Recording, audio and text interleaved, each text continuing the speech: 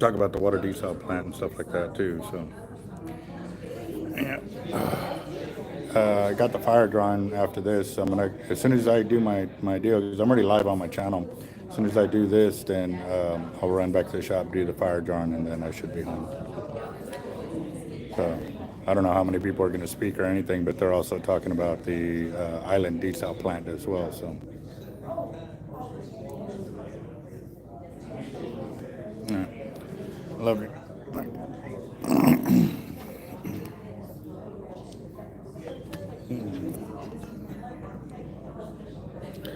Hey, what's up, guys? This is Team Hard Life Capt.Eric, and we are here at the City Council meeting. It's not on the agenda for the Inner Harbor desal plant, but again, like I told y'all, I'm going to keep asking those questions about what's the overall cost for when the desal plant's not running. When you sign a contract with companies like this, I'm pretty sure they have it in the verbiage of what it's going to cost. Do they even have numbers for when it goes down, what it's going to take to maintain it, to clean it? What are their safety protocols for any kind of spill in the inner harbor and stuff like that? Because again, too, they have spills in the inner harbor all the time. All the time. There's some kind of spills and stuff like that, and they're not being reported as they should be. There's been multiple times that we don't find out till weeks later about the spill. So again, this is something that they're not addressing. They're not even talking about.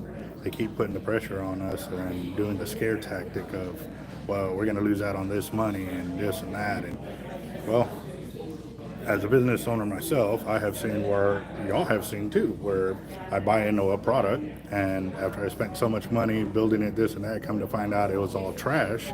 So I had to scrap the whole thing and start from the beginning.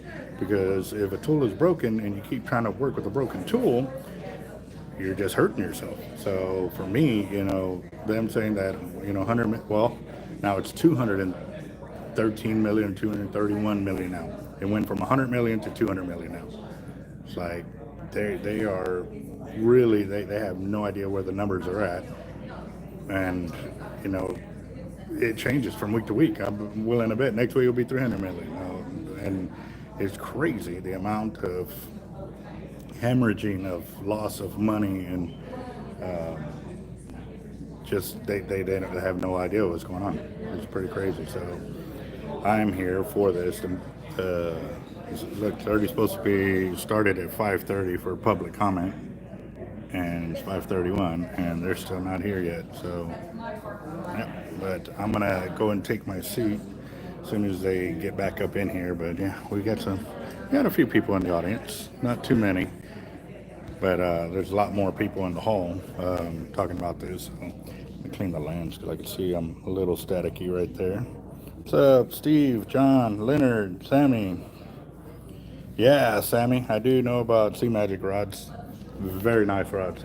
I used to have some that I was going to put in the collection years ago, but I didn't get a chance to because money became hard at that time, so I ended up selling them. But they were the closest thing to a Harrington that I found that I really liked. The next ones are the FTU blanks, Fishing Tackle Unlimited. Those are probably the next best thing if you're looking for a Harrington type fishing rod and stuff like that. So yeah, definitely good rods, man. So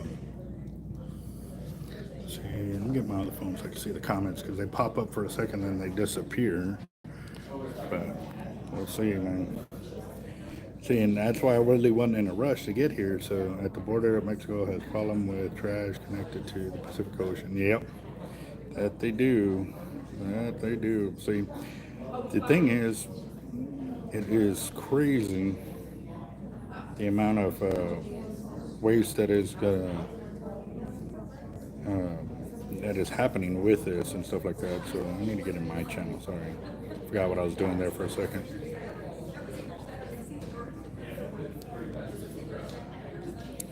Let's see. Yeah, they're waiting for their minions.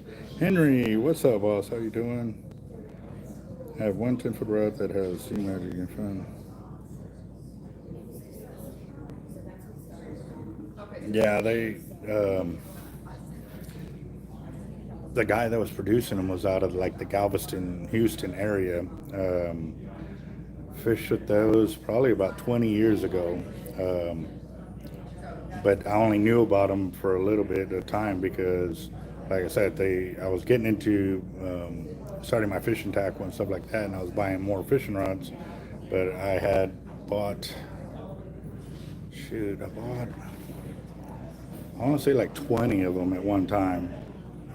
And I slowly started selling them, and I was going to keep 2 for myself, but I ended up selling all of them, and I never, when we tried to get back into some more of those fishing rods, they were never available again. So, but as for like collectible deal, I know a few people that will look for them and stuff like that, but I don't know if like big money will come from them like a Harrington or a Harnell will. To be honest, I don't know. We didn't, like I said, they weren't down here for enough of a period of time to make that much of an impact. You know, the ones that got them probably still have the rods or they've sold them. But, yeah. Oh, man. Let's see.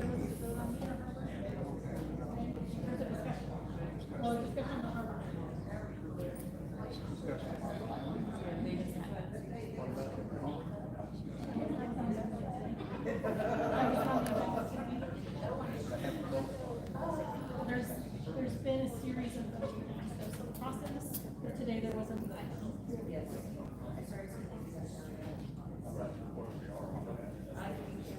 There's a lot of steps, so. They're talking about the inner harbor and stuff like that, so nothing was discussed today. Boulevard Beatdown, when is that? I'm trying to have a shark rack built by then.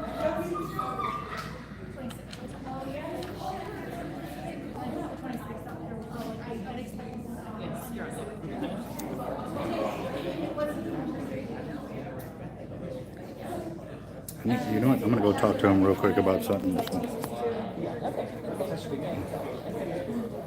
Excuse me. I noticed that the last of the times that you try to clock in to sign up for public speaking, and it's always closed. It closed at 4. No, it was like 2. Oh, 2? Yeah, I was the one who called Did it last online? week. Yeah, last week it was closed early, and then today again was closed early. At 2? Yeah, well actually I can tell you the exact time. Said he tried online, right? Yeah. And it was closed around 2. There was some sort of glitch at some point, and we got it fixed, but we don't know why it's. Did you try it again after? Yeah, I found it. So you were able to get it? Actually, it was at 12:35. Okay, so you were able to get it. Yeah, Okay. well, she came and had to do it all. Yeah, we don't know. We're checking with our IT because we don't know.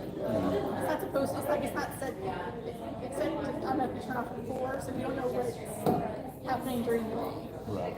So our IT's looking into it because we don't actually, Control that. we don't set up the form, they do. So. Can we verify I'm on there? Yeah, you are.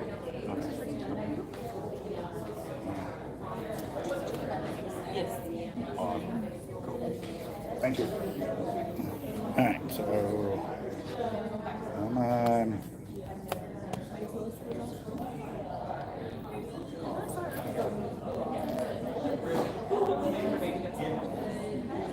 So bright. That's okay.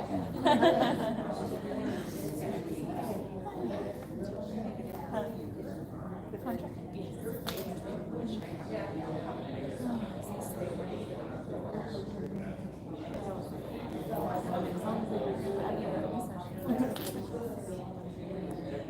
Let's see.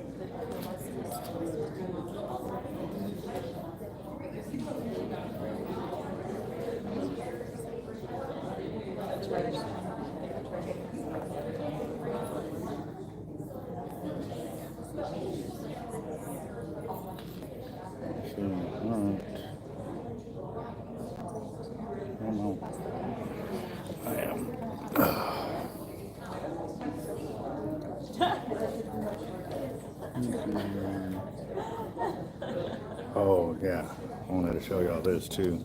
Remember how I said that years ago, Mayor Paulette Fajardo used her.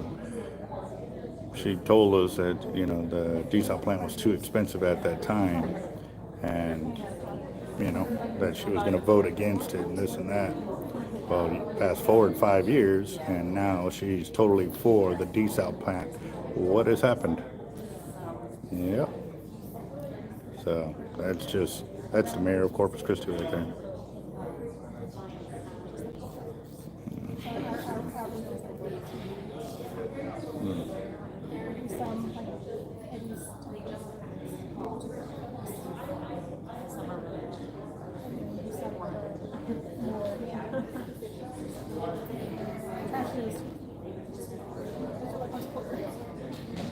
Let's see.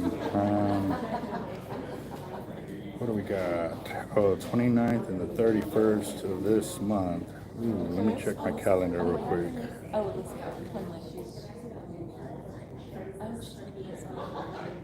Yeah, I should be down Boulevard, be down.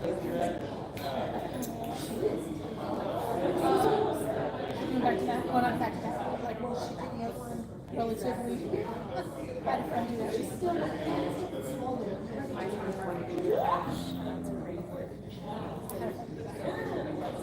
Okay, let's see.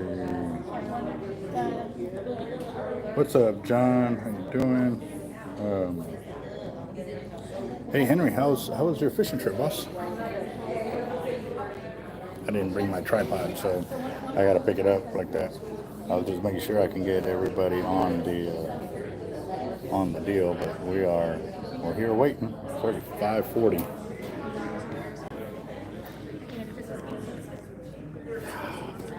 What kind of games are they playing at today?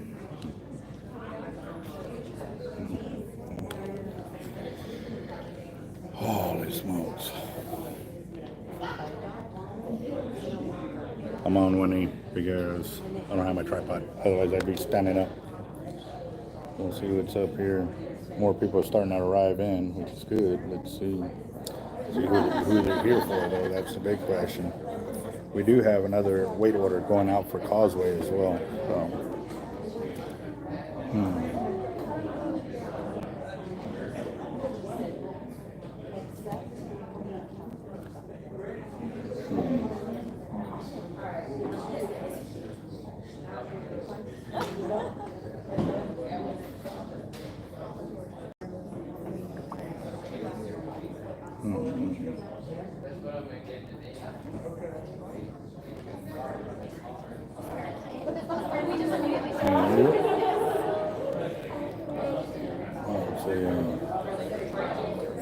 Alright, looks like a few of them coming out. Let's get back to it. Go and face the floor and take my seat. And sit up front. See how this goes. Alright.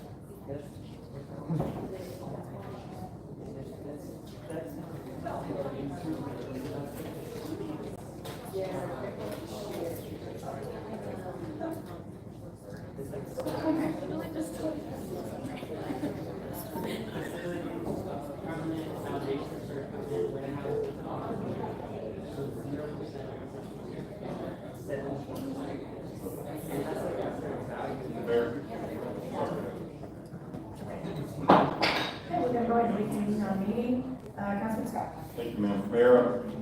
Make a motion to authorize the execution of agreements with attorneys, experts, and service providers to assist in the lawsuit of William Kent McKeer versus the City of Corpus Christi in cumulative added amount not to exceed $197,000. A killer. Okay, we have a motion and a second. Please submit your Public comment, Mayor. Oh, I'm so sorry. He said- Would anyone in the audience like to make a comment on this item? Okay, there being no one, we'll close public comment. And everyone please submit their vote.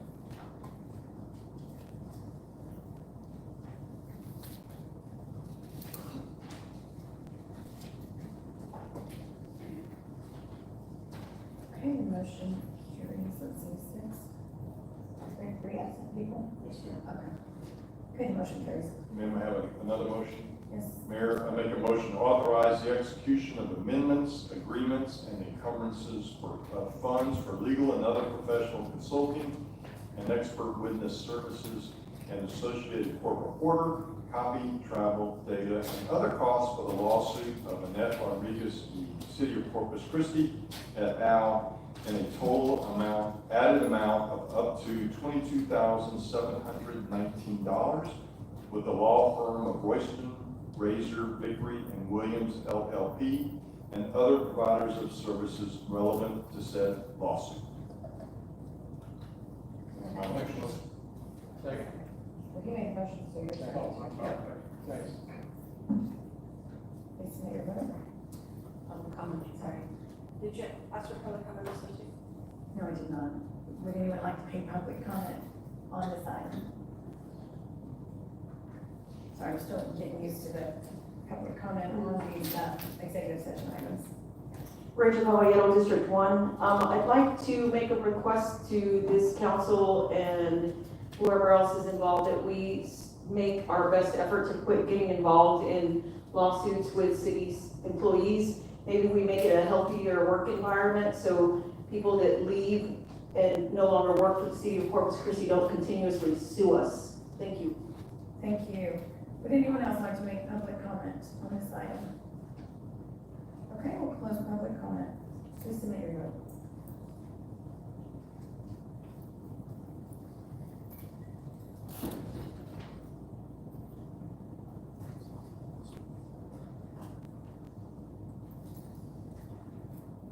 The motion carries. Okay, so we're gonna move on to item, which is our general public comment period.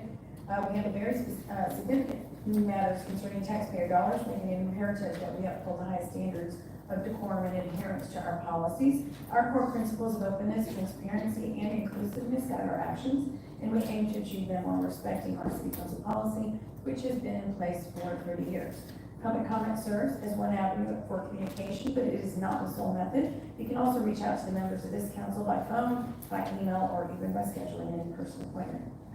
With that said, let's proceed with public comment, keeping in mind the importance of decorum and adherence to this policy. Before we begin, I'd like to take a moment to address an important issue, though. This council chambers is a place of public business, a forum for civic discussion, decision-making, and service to the people of Corpus Christi. It is not a stage for personal attacks, disruptions, or vulgarity, and it will not be tolerated. Or violations to decorum will not be tolerated. There have been repeated instances of individuals using profanity, shouting over others, and showing blatant disregard for the rules that govern our proceedings. I have been more than patient. I've allowed space for differing viewpoints, and I will continue to welcome respectful disagreement. But we will not allow this council or the public we serve to be disrespected. So we're here to do the people's work, so let's proceed, please, in that spirit. I'll ask Attorney Miles Grissom to please review the council meeting rules of decorum, which will be displayed on the television screens above. All citizens must be courteous, polite, and respectful of one another, including the city council and city staff. The mayor and council members shall be referred to by title and or title surname. All remarks must be addressed to the mayor and city council and not to the council members as individuals. Citizens are only permitted to speak on city-related subject matter. Speaking on any non-city related matter is prohibited. Loud, boisterous, profane, or obscene language or behavior is not allowed. Citizens must refrain from any disturbing noise, demonstration, or other act disrupting to the city council business. Thank you, Mr. Isley. So if you'll please state your name and city in which you live before beginning your comments. Citizen comments are limited to 3 minutes, while non-resident comments are limited to 1 minute. A visible timer positioned near the city secretary's desk will help in managing that allotted time. Residents of Corpus Christi will be given priority in speaking over non-residents. And if you have a petition or relevant information, please present it to the city secretary before speaking, and she will distribute it to us.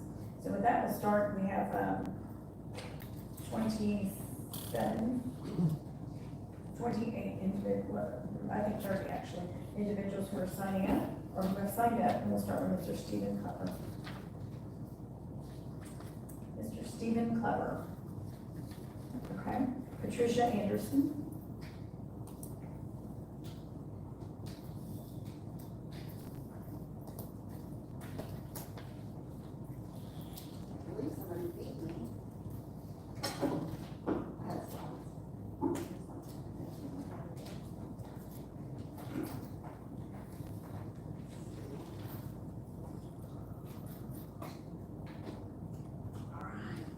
Gail Anderson, District 2. First accolades to councilmen who did not cave to threats of being recalled or fear-mongering. Instead, thank you for standing firm for the citizens of Corpus Christi. Let's recap. Inner Harbor cost estimate increased 60% from $757 million to $1.2 billion. GWI, or Global Water Intelligence, a leading publisher in the international water industry, said this is 10 times what you would pay in the Middle East. As one councilman said, that's too much for 30 million gallons per day. 2, how did we get ourselves in this mess? GWI said progressive design build is the wrong procurement method, leading to never-ending price increase. Point 3, granted, we have dug a small hole, but now let's stop digging. Our 47 million debt is nothing compared to the 100 million we are going to pay year in and year out, and that's on the low side. Point 4, speaking of low side, 1.2 billion is 10% design estimate and has potential increasing to 1.8 billion. It does have a small chance of decreasing, but I wouldn't count on that. Item 5, 32 million per year operating expense appears to be on the low side. Previous estimates were 60 million by the Texas Development Water Board and 46 million by Freeze and Nichols. One of the largest components of OpEx is energy. OpEx increases from 32 million to 50 million per year when we use TWB's energy cost of 9 cents per kilowatt hour. Point 6, there have been 2 saltwater desal plants in the United States. Both were disasters, over budget, behind schedule. No one has even dared build another plant in the last 10 years. Point 7, Dave Stoll, California water expert and plant manager, stated, desal is the most expensive resource, and it doesn't make sense to go there until you've exhausted more affordable supply options. In other words, it's the choice of the last resort. 8, Lyle Larson, another renowned water expert, said let private sector build it. That's how it's done everywhere.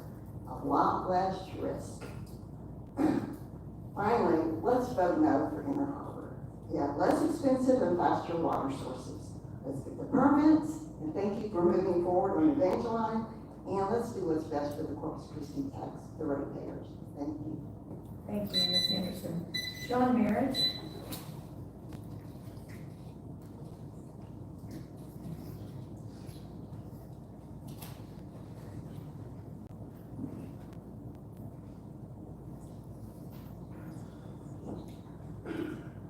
Sean Merritt, District 5. John Adams said facts are stubborn things. He didn't know how stubborn PFAS was. These are facts. We're on stage 3 water restrictions with rate hikes starting next year. The city uses 85 million gallons daily. 25 by citizens, 60 by industry.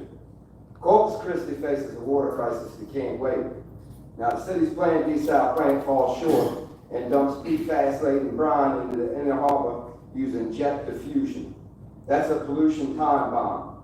PFAS does not vanish. It spreads into our fisheries, bays, and us. A zero liquid discharge system fixes this.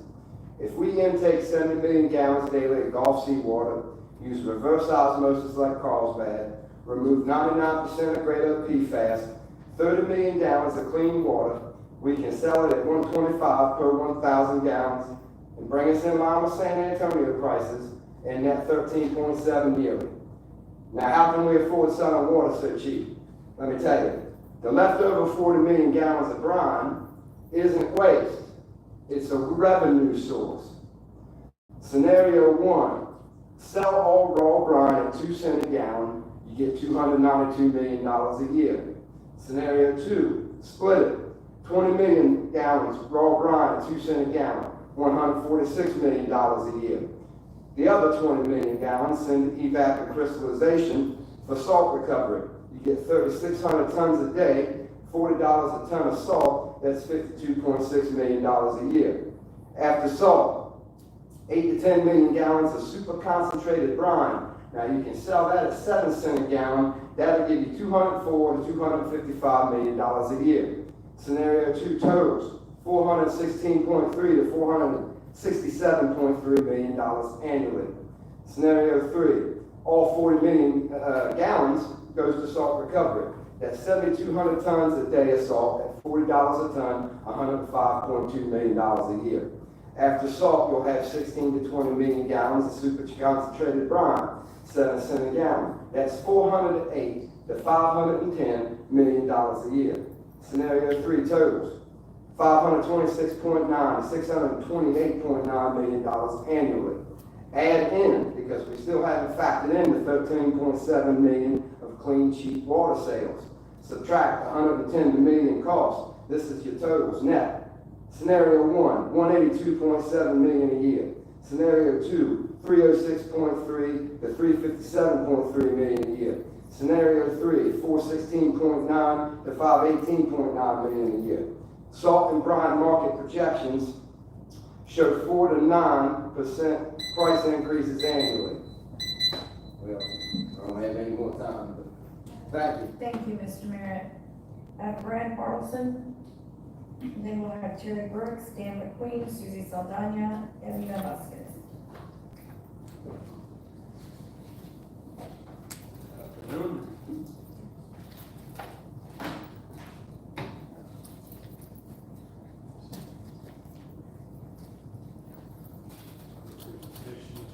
There it is. I'll start. I'm Brad Bartleson, District 5. At our last meeting, Councilman Cantu arrived at 1.2 billion was too much for 30 million gallons. That was keen insight. Cost reductions, project management.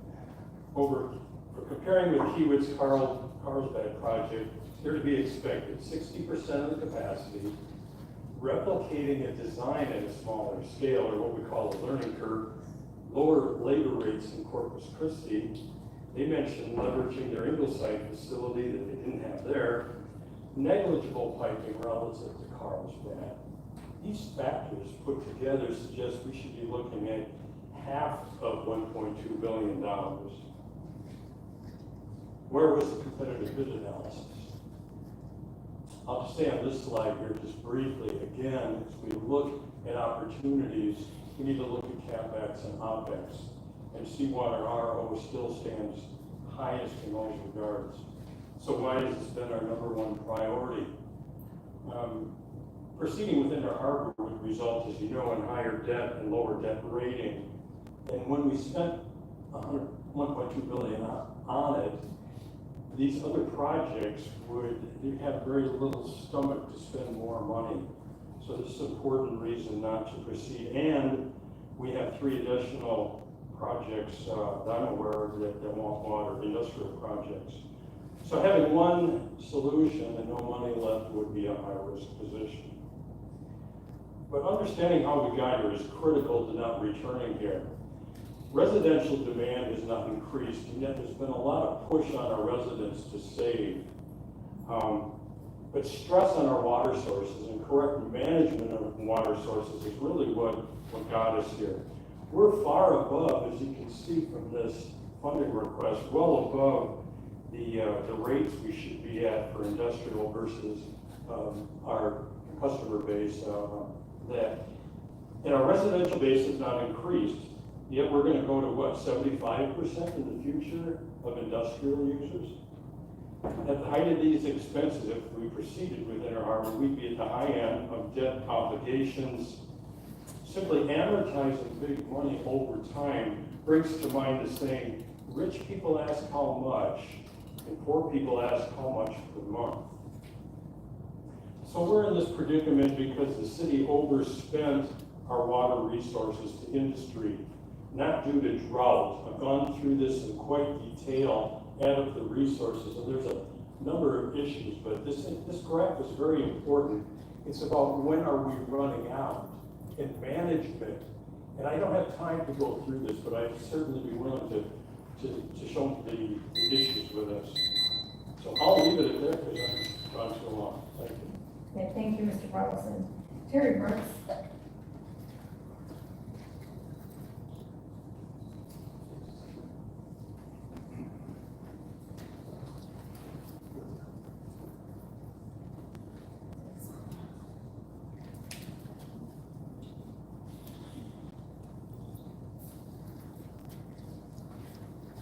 Hi. Yes, my name is Terry Brooks, and I'm a tenant at 1426 Page Place, Travel Lane Garden. And I've been a tenant there for over 4 years. And the building is old, and the maintenance people, they keep coming there saying they're gonna do this work. You got busted pipes all over the place. You got sewer water running everywhere. There's nothing being done. I've been in there 4 years, and I got a list. The building is about 90 years old. All the cast iron pipes up out there, they are busted, and they're flooding all over the area. Then you got kids there. Then inside you got gas heaters on the wall. That Travel Lane Garden has been outdated, and those people, they have to know something, because all that cast iron piping that they're pulling out right now from up under the place, the building has sunk. Cast iron piping is no longer in use. And they sitting there, won't do anything about it. And then I'm sitting there, we can't sleep at night, and then the top right there, and no one is coming there to try to fix that, and then they tell me I don't have a problem in my place. I can't sleep. I can't even open my medicine cabinet to brush my teeth. Rodents.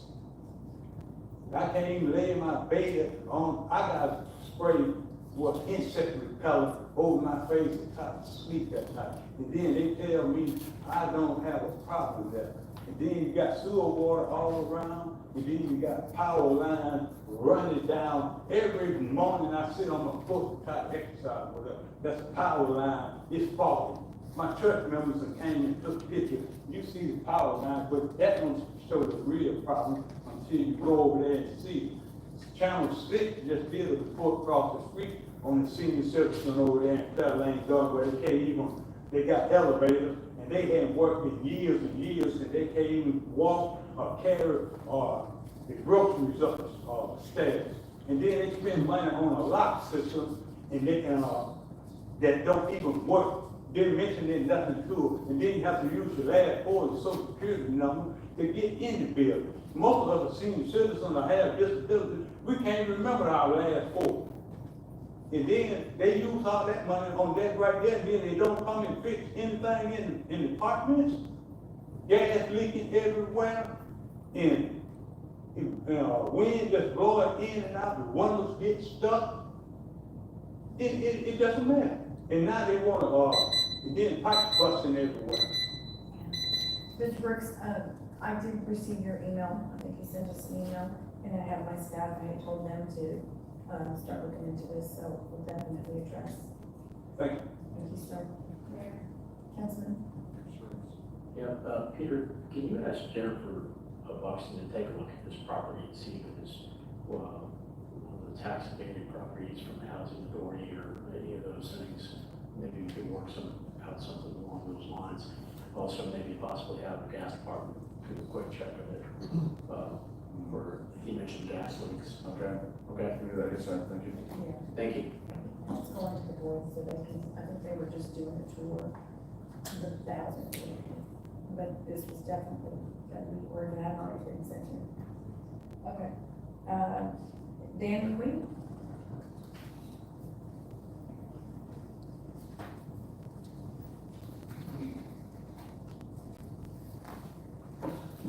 Dan McQueen, Corpus Christi. Mayor, council, staff, it is really good to see you guys. I first want to start with saying, I think you created the most optimistic council I've ever seen. I see so much promise and opportunity, and I see some decision makers. I've got a book coming around, and I've got statements that I want to make about the budget as we continue to look at the problems economically. I hear Desal and we say without the water we don't have business, and I want to tell you I think we have to look in different directions.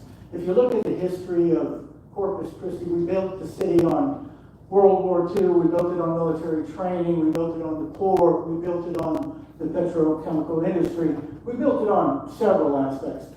I think this is the council that needs to start thinking about tomorrow's future. And I say that in a sense, as a former Air Force One lead engineer, that's a $5.2 billion program that's behind budget and over schedule right now, right? And so we're looking at water, and we're looking at, a little money for how we're going to take care of our water for industry. But I think everybody's already seen that, the direction we're going is the wrong direction. We need to regroup. We need to, do a little twist. A couple of things that I'm looking at is the EDC, the Chamber of Commerce, and this was introduced, and even the South Texas Military Task Force. I don't think any of them will be up in Austin next week for Fed Supernova, which is the biggest get-together of tech, dual-use, military operation, new startup businesses. I would entertain you guys think about going there. Maybe snag a business or two and say, hey, let's come down to Corpus Christi. And I bring that up because other cities utilize the library as an economic stimulus. Launch SA is out to the library in San Antonio, and we're talking about changing the funding for our libraries right now. When I get you a paper there as well, I'd like you to read through it if you have the opportunity. You're familiar with San Antonio, and you're familiar with Geekdom, and so I say that because years ago, we built Geekdom around economic development. Some of what I'm trying to do here in Corpus Christi, I'll be bringing the Austin and the San Antonio and the tech folks and the AI folks and all that. But I need to have the infrastructure. I need to have you guys think of tomorrow's business models. And if I can help in any way, by all means, be glad to give you a tour of the Capital Factory in Austin next week at Fed Supernova as well. Thank you so much. Thank you. Susie Salvator?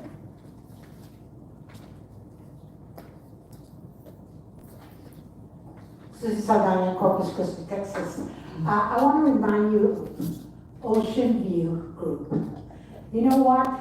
You've heard about some of the things that they're doing, but what you haven't heard is from the regular taxpayers that work there. You have people that have been working at the American Bank Center for years and years and years. And they tell me that when this group came in, they have not once had a staff meeting with any of their staff. Whether servers, whether people that clean, whether people that do anything, it's their way or the highway. And they're trying to get rid of them to get other people in. This is ridiculous. You have to do something about it.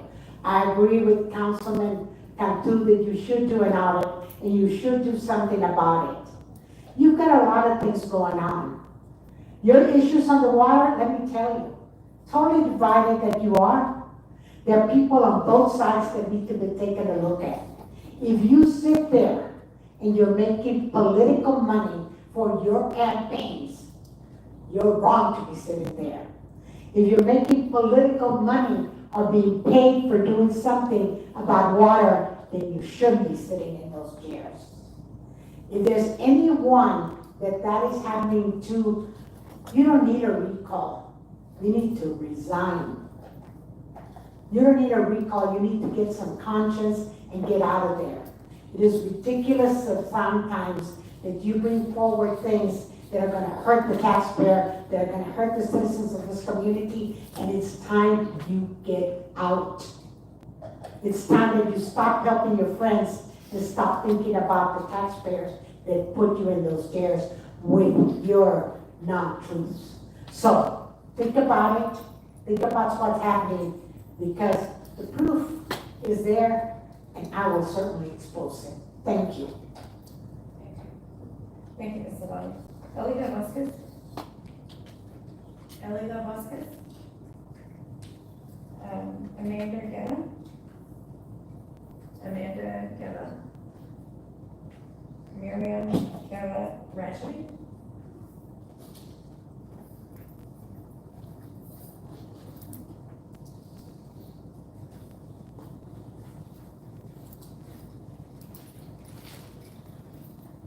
My daughter wanted to have written something for you. Is it okay if she reads on my behalf? Yes, sir. My name is Fatima Garashidi, and I reside in District 1. Thank you for the opportunity for allowing me to speak for you today. I acknowledge that your job isn't easy with the difficult decisions, such as choosing not to defund our public libraries. But there is critical issues that I simply cannot ignore. Our precious water supply and our ecosystems. Are we in a drought? Yes. Do we need to find a solution? Absolutely. But you cannot put a price tag on our ecosystems. Even if the cost of building the desalination plant were but a few hundreds of dollars, or even for free, I would still urge you not to do it, because you are taking a risk of possibly destroying our precious ecosystem, and the damage cannot be undone. Whether it be Baffin Bay, New Oasis Bay, Harbor Island, any of our water for that matter, I respectfully entreat you, leave our water alone in its natural state. Enough damage has already been done. The air we breathe is polluted. Our water is polluted. So please leave our water alone to heal. Let us look to the other safer alternatives to the drought. And concerning our drought, why are we in a drought? We know that millions of gallons of our water go to the refineries and oil industries each day. I understand that these refineries and oil companies provide jobs for people, and this is good for our economy. But in the end, we cannot breathe money. We cannot drink money. So consider protecting and preserving our natural beauty and resources for the sake of our future. Thank you for your time, and God bless you and your families. Thank you. George Johnson? I'm sorry, with the farm, there's no applauding. I understand your passion, and that was very sweet of her, but please do not applaud. George Johnson. Is George Johnson with us? Michelle Martin? Michelle Martin.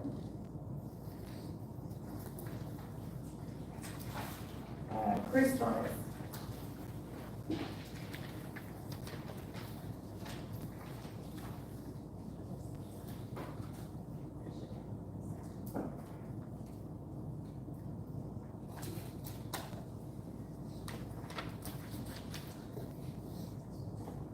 Good afternoon, Christopher Torres, Corpus, Christi, Texas.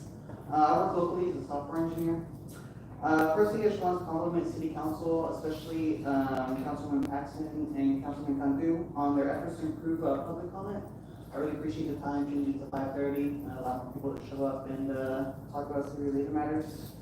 Today, I just wanted to show a couple slides for some solutions to some IT related issues that have been brought up by the council members and by some citizens. So the first slide is showing a public comment button. Currently, you have to navigate through 3 pages in order to get to the public comment website. So it would just be a button that will be on the homepage of the Corpus Christi website that will take you right to the public comment stand-up page. The second slide is actually a feature mentioned in the code, but it's not implemented. It's going to be a countdown for the times you can sign up if the public comment time is currently closed. The third slide, it was mentioned by the city secretary that the data coming from the form for public comment has to be manually filtered. And that's why like the time was set for when the cutoff time is in the code. Let's say use dot form in order to collect the data from the everybody that signs up for public comment. And there's actually a lot of filtering options on dot form for the different tables that you can pull the data from. If you need custom filters and stuff, Jotform provides an API, so the developers that work for Corpus Christi can go ahead and make whatever filters you need. The last slide here is about the email quarantines. There's a couple of options to fix the problem. The first one would be to adjust the quarantine parameters. They're just Microsoft settings, and we'd have to change them to ensure that the legitimate emails are actually delivered to the council members. The second one, it'd be a more long-term solution. It'd be creating a dedicated contact your council member page in order to email your council member, and you can integrate Microsoft Forms in order to give a receipt whenever an email is successfully sent. I really wanted to present this today since the Corpus Christi IT team isn't publicly, you can't talk to them. So if you like any of the changes, maybe you can send the presentation to them. Besides following this, have all the code for the suggestions I made. With the last couple seconds, I really think that the city should reconsider taking a look at other ways to prevent evaporation loss in the watershed.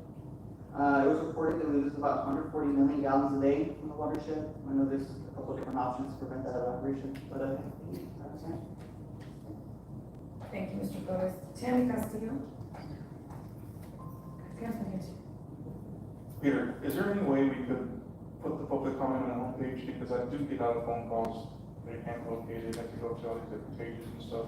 Yeah. Is there anything possible that we could put on the homepage? I think there is. I'll work with Rebecca in our communications department, IT. Okay. Yes, sir. Thank you.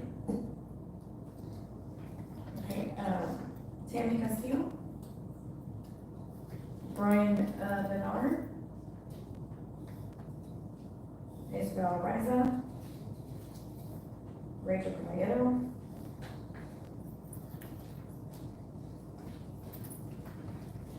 Then we'll have Mark Lester, Marilena Garza, and David Cowan.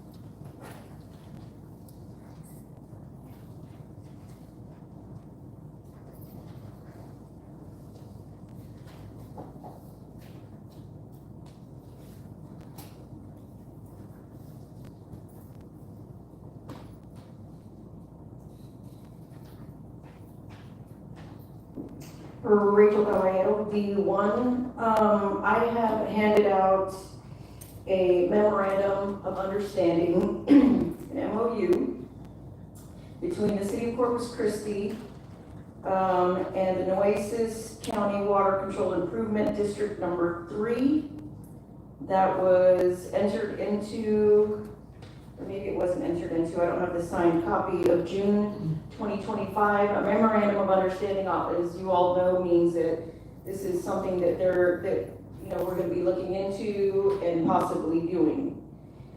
This MOU is selling 3 million gallons of water a day, would be selling 3 million gallons of water a day to the Nueces County Water District Number 3 in Robstown, Texas. I'm here to ask that we be reasonable and we put a moratorium on selling water until our community can come out of water restrictions. I have to assume that this water that's being sold as of 2 months ago is either from the new wells or the increase to Mary Rose. And I can't for the life of me understand why we would continue to sell water when our community has been in drought restrictions for 4 years. I mean, this is madness. We do not expect the city to stop doing normal business, but we, the community, need to come out of drought restrictions before another drop of water is sold to other municipalities or industry. So I am asking this council to please consider taking a moratorium on selling any of the new water that we're getting until our community is out of drought restrictions. Thank you. Thank you, Mr. White. Councilman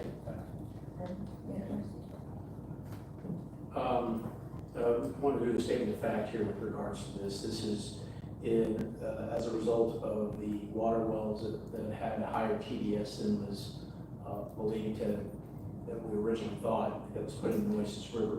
And there's a possibility of interfering with the ability of the Water District number 3 with treating that water and being able to utilize it. So this was an event in the case of the fact that they would not be able to use that water from the Nueces River, but this would give them an option to be able to still provide water to their system. It would not be to provide them water full time. It's just in case of emergency due to our actions with the water wells on the Nueces River. Yeah, that's correct, Councilman. It would be, instead of them taking $3 million out of the river, like they have the right, as they have a right to do so with 100-year-old water right options. Instead of taking $3 million out of the river, we would provide them $3 million. Right. Because we're putting more TDS-based water in the river. So it's being a friendly neighbor, saying if we're going to put our well water in the river, it could impact the water quality. Don't take any out. We need $3 million from home students. It's a good neighbor project. And it's only for emergency, like you're saying. Right. I say that because we could very well impact their ability to treat water, and what is necessary in order to make sure that they're. I don't have a copy of that, but is that signed? Yeah, because I think we talked to council about it. Yeah, so we talked to council about it generally. It's going to be a contract that would come to city council. The staff can't enter into this without the council approval, so that'll come back to council. Okay, thank you. Thank you. Mark?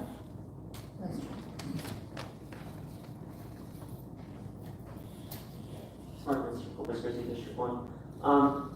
I'm happy to see that the North Side Parks are moving forward along with discussion about water alternative options. So it's good to see. I'm here to challenge today that industry is not paying their fair share, which is said a lot of times in the water discussion. And first, I'd like to say that the concerns are much more than financial regarding the Inner Harbor Desalination Project, Hillcrest, the Bay, tourists on North Beach, self-employed people on North Beach, fishermen, etc.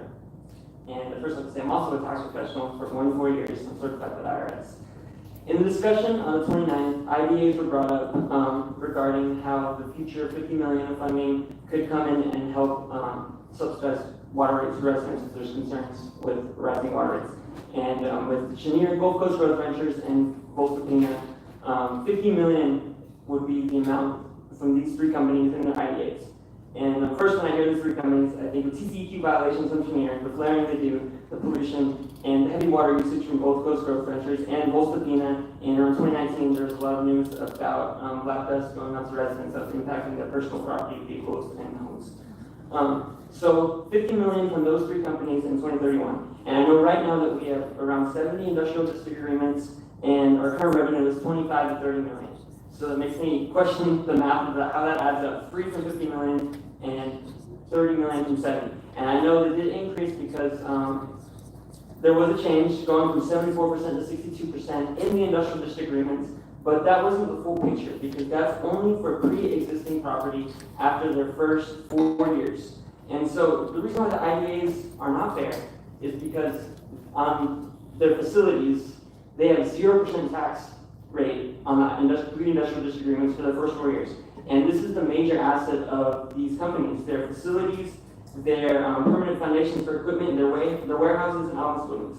So 0% for the first 4 years, and then that 74% rate comes in in the 5th year when their value has depreciated already. And then 0% on business personal property. All these numbers are from the city's industrial district agreement master form. 0% tax rate permanently for machinery, equipment, vehicles, tools, pollution control equipment, which could be anything related to whatever they consider pollution control. And despite all this, they can still appeal their valuations every year. That's why the revenue can be less than what's proposed on the budget.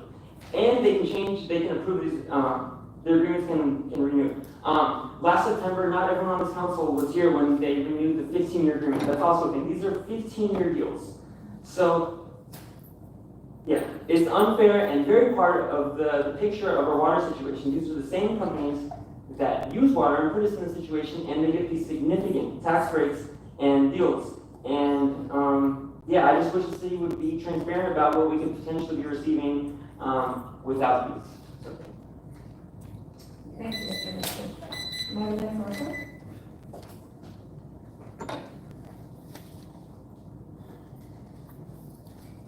Viola Garza, District 1.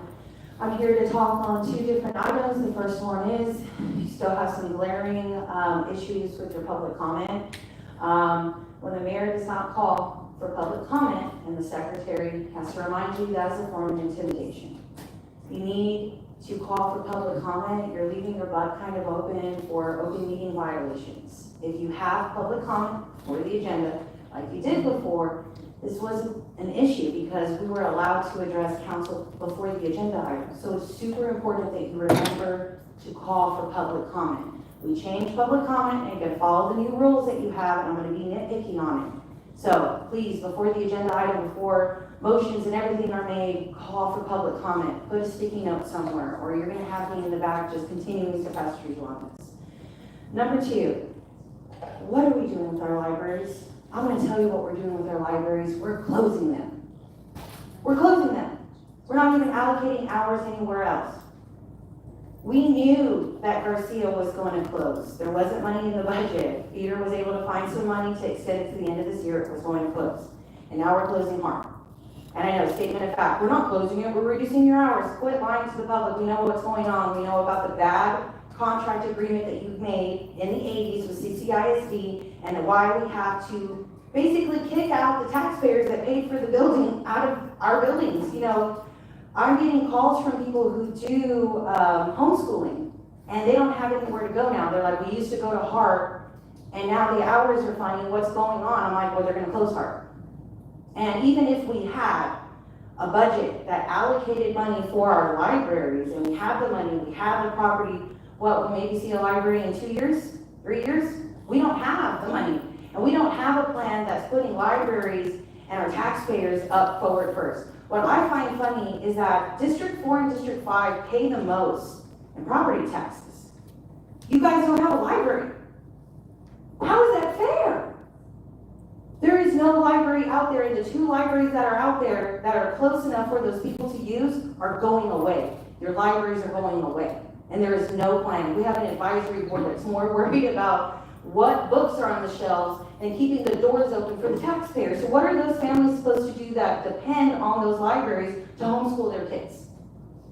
They're gonna drive all the way down here to La Retama? And we're not even extending the hours at La Retama. La Retama is closed on Monday, so you shorten the hours over there, and I'm like, are you gonna open up the hours over here? It's like every month I gotta check what hours of operation are at the library. How is that fair? No plan, no libraries. Get it together, guys. David, oh yes, Councilman Hernandez. Statement of fact, I want to let you know that we do have a bond project for a new library to replace the Garcia library. It's not moving as fast as I'd like, but we do have a design for it. I didn't expect the Hart Library to be in the same situation, but apparently it is. Maybe we look at possibly using the same design for having a library. I don't think it'll be the same for Hart because you do have the senior center that's over at Parker Park. So I don't know, maybe we can include something along those lines. I knew this was probably going to. I knew this what was happening with CCISD. I didn't expect it with Clark Bluff, but Peter, maybe you can address that. Yeah, right, so we do have design, and in fact, I think it's next week or the week after, City Council is gonna bring the design contractor. The land is the issue, we had an initial agreement with CCISD to swap some property, but that's fallen. That's not gonna materialize right now, but we're gonna bring the designer forward for council consideration. The Flower Bluff Library is Flower Bluff ISD, not CCISD, and that one, we need land, we need design, we need construction money, so there's no money for any of that right now. What we did do is work with Flower Bluff to maintain hours for the families in the evening from 5 to 8, Monday through Friday, with the exception of Tuesday, it's almost a full day, it's like 8 to 5. The parents can use the library, and the students from the school won't be in the library that day. And then Saturday it's open all day for regular, community families. So we do, as Ms. Garza said, we have an issue that we need to fund more libraries, and it comes with the need to raise revenue or generate revenue to be able to do that. So we are addressing the issue in City Council District 5 with this bond program. That's just a design. Then we need, hopefully in the next bond program, construction money. And we need the same thing for District 4, maybe even the island. Thank you, Peter. David Kelly.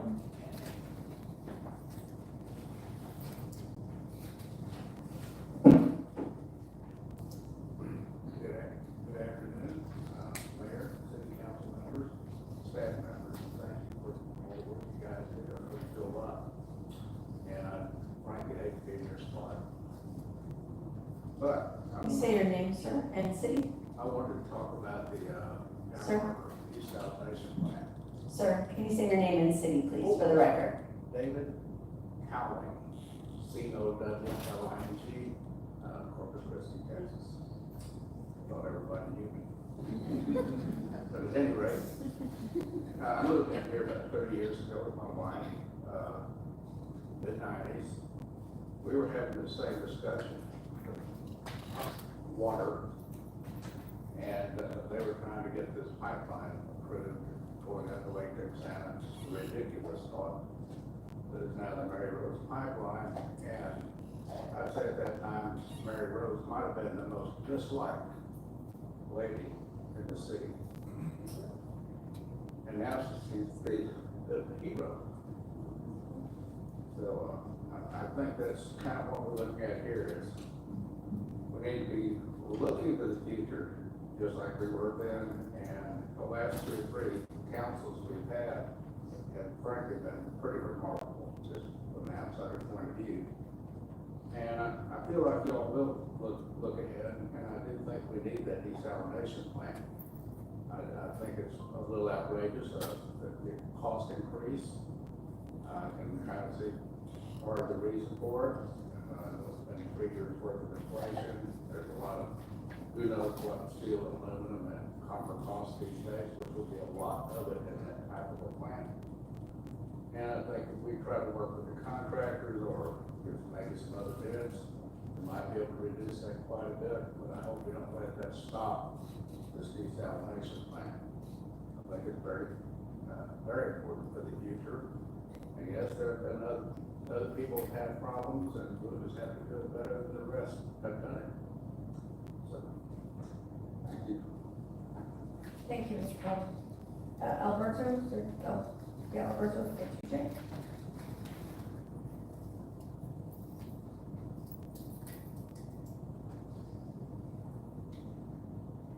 Howard Sapuche, District 3, owner of Hardlight S.P.I.D, Team Hardlight YouTube. The shutdowns and lawsuits the city taxpayers will be on the hook for when it destroys the bay with the 3 million gallons of sludge that are on that permit for the inner Desal harbor. It is horrible. I want to ask very important questions that nobody is talking about. One, the spill in the inner harbor that happened several weeks ago is also not being told the whole truth and or the timely reporting to the public that the spill is way bigger than being reported. This is very important because what are the safety protocols for operating the Desal plant with chemical spills? When it does run, because of any oil or gas or forever chemicals that are spilled in the current waterway and sucked into the Desal plant, What is the process for shutting it down, cleaning the contamination of the water pipes, and what are the projected costs of that? What is the plan to fix or clean those contaminated areas when we are promising water to incoming industry? How much are we gonna be sued? Y'all have contracts signed for pre-selling this water to industry. I know there's some kind of verbiage in there that if water is not supplied for each day, each week, or each month, what are those numbers? You need to be showing the public what those numbers are as well as just the operating costs. Because right now your scare tactic of saying, hey, we're on the hook for 200 million now from 100 million last week is not gonna work. You need to show the real numbers of what we're gonna be facing as taxpayers by y'all forcing us to do this deal, and it is ridiculous. Right now, I'm live on my channel sharing this information. We got over 200,000 subs watching from all over the world, and they're all sending in the information of every single Desal plant that is not doing what they promised it would do. When I went to visit Carlsbad, California, it wasn't even up and running then. But y'all made a big old nice little deal showing that, hey, it's this, it's that, it's that. We know. We can put the dates together, they show when they were operating and not operating. Right now, everybody's paying attention to, oh, we're in drought. Well, stop lying to the public. This water's already been pre-sold. The paperwork's out there showing what companies it was sold to already. Now, this water is not for us, it's for industry. Let them pay for it and make sure it's done in a proper way. If it's releasing 3 million gallons of sludge 900 feet away from the intake, is moronic. It's the same waterway, and you're polluting the waterway right there. Y'all really gotta think outside the box and start looking at what's really happening with the waterway you're intending on polluting. Thank you, Mr. Institution. Elena Martinez?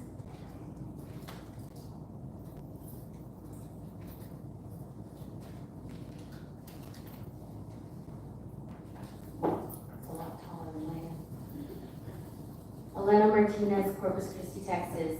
I have a few talking points here today. I normally come really prepared, but I have a few items I want to talk about instead of focusing on just one. But before I start, I want to say a couple of things.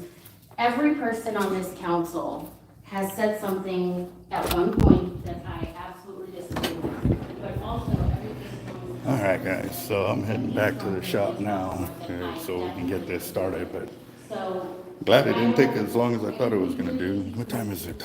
Didn't even see the time. Oh, 6:37, about an hour. Okay, that ain't too bad. Oh, man. No.